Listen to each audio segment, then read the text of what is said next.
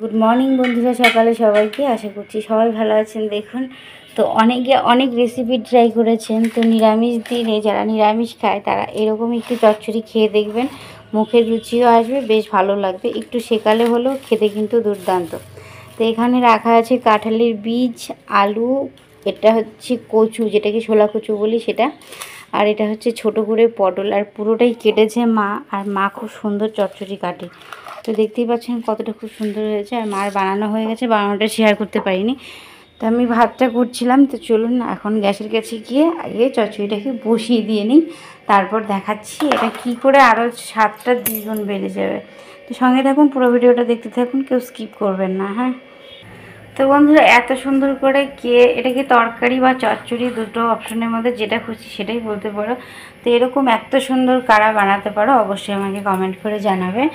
আর যারা পারো না, তো একদিন আমাকে তোমরা যদি কমেন্ট করে বলো যে দিদিভাই একদিন বানানো দেখাবে তোমার শাশুড়ি মার, তো আমি অবশ্যই দেখাবো।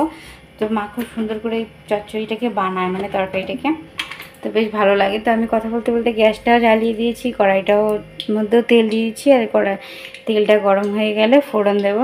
তো এটার মধ্যে একটু কুঞ্জুসিপানা করে তেল কম দিলে বেশ খারাপ লাগে খেতে, তাই তেলটা একটু বেশি দিয়ে দিলাম।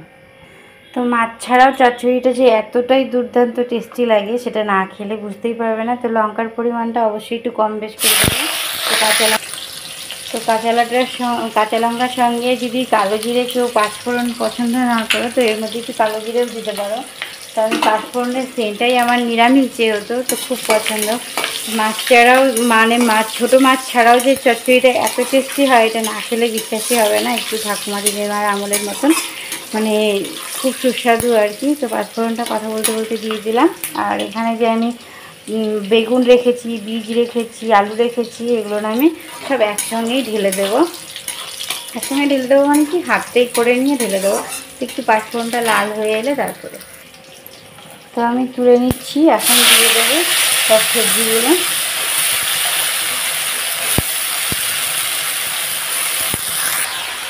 তো এর মধ্যে এখন আমি দিয়ে দেবো লবণ। তো বন্ধুরা নিরামিষ দিনে এরকম একটা চচ্চড়ি করে যদি সবাইকে খাওয়ান, অবশ্যই আপনার প্রশংসার পঞ্চমুখ হয়ে যাবে সবাই।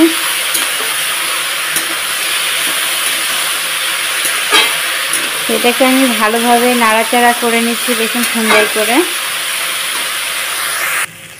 তো এটাকে আমি সুন্দর করে লাল লাল করে একটু ভাজা ভাজা করে নিচ্ছি, প্রথমেই আগে জল দিয়ে দিচ্ছি না। তো বন্ধুরা মাছ ছাড়াও যে এত সুন্দর টেস্টি চচ্চড়ি নিরামিষভাবে খাওয়া যায় সেটা এটাকে না খেলে বুঝতে পারবেন না। তো এটাকে যেহেতু আমি প্রথম থেকে এক ফোঁটা জল মশলা কিচ্ছু দেইনি, শুধু একটু লবণ দিয়েছি আর লঙ্কা পাঁচফোড়ন, এছাড়া কিছু না। তো এখন আমি এর মধ্যে একটা ছোটো বাটি দিয়ে এক বাটির মতো একটু জল দিয়ে দিলাম। তো এখন এটাকে ভালোভাবে চারপাশ দিয়ে চেপে নিয়ে পুরো ঢাকা দিয়ে দিলাম, ব্যাস। তো এই ঢাকা অবস্থায় গ্যাসটা লো করে একটু বেশি হাই না, একটুখানি লো করে, তো 2-3 মিনিট পরে দেখাচ্ছি কি হচ্ছে।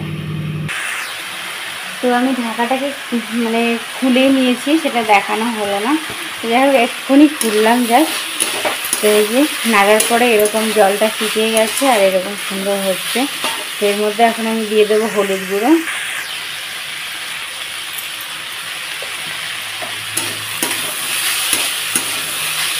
তো জলটা দিয়ে ঢাকাটা দেওয়ার কারণটা হচ্ছে এটাই যে সুন্দর সেদ্ধ হয়ে যাবে আর কি, একটু কাঁচা ভাবটা আর থাকবে না, আর সুন্দর ভাজা ভাজা লাগবে।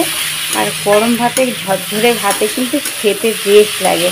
হ্যাঁ, তো একটা অবশ্যই কথা হচ্ছে যে যারা একটু মিষ্টি পছন্দ করেন বা চিনি তরকারির মধ্যে, তারা এটার মধ্যে একটু চিনি অ্যাডজাস্ট করতে পারেন, কিন্তু আমি এটাতে চিনি কিছু দেবো না, এমনি মিষ্টি মিষ্টি লাগবে, কারণ আমি বীজ দিয়েছি কাঁঠালে এই বলে। দিয়ে দেবো একটুখানি জিরের গুঁড়ো।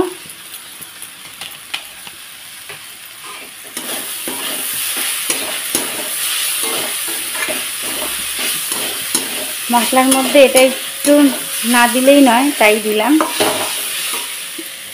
তো আমি এখানে রেখেছি একটুখানি আদা বাটা, তো এটা একটু নামানোর আগে দিচ্ছি, ভালো সেন্টটা আমার খুব ভালো লাগে নিরামিষে, আদা আর পাঁচফোড়নের সেন্টটা।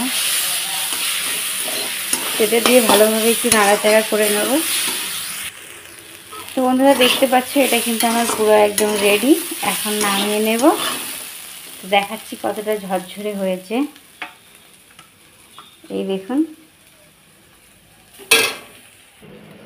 তো ভিডিওটা যদি ভালো লেগে থাকে অবশ্যই লাইক শেয়ার কমেন্ট করতে ভুলবেন না। চ্যানেলটায় যদি নতুন হন সাবস্ক্রাইব করতে ভুলবেন না। সবাই ভালো থাকুন, সুস্থ থাকুন। আর প্রিয়াঙ্কা সুইটস কিচেন থেকে, প্রিয়াঙ্কার তরফ থেকে রইল অনেক অনেক ভালোবাসা। আর দেখুন কতটা ঝরঝরে হয়েছে, গরম ভাতে খেতে কিন্তু দুর্দান্ত লাগবে। Bye, tata.